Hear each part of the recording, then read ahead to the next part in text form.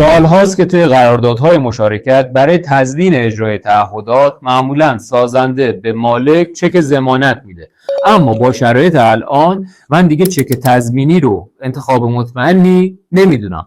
اول از همه به خاطر تغییراتی که توی قانون چک ایجاد شده، وقتی چک بابت تضمین صادر شده باشه دیگه اون مزایایی که قانون صدور چک برای وصول سریع داده بوده رو نداریم، مثل اینکه بتونی اجرایه مستقیم بگیری. این امکان به طور کلی از بین میره. پس چک دیگه مثل گذشته ابزار اعمال فشار قوی نیست. نکته دومی که خیلی مهمه اینه که وقتی چکی رو بابت تضمین قرارداد میذاریم باید توی قرارداد مبنای احراز تخلف دقیقا مشخص شده باشه.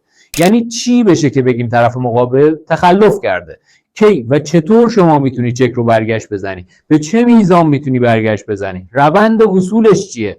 و واقعیت اینه که توی خیلی از قراردادهای مشارکت اینها اصلا نوشته نمیشه و همین باعث میشه دادگاه بگه شما اول باید تخلف رو احراز میکردید، بعد تازه حق داشتید چک رو برگشت بزنید. برای همین توی شرایط الان من دیگه چک رو ابزار مطمئنی برای تضمین قرارداد نمیدونم. راههای بهتری برای تضمین قرارداد هست که توی کپشن همین پست بهش اشاره کردم.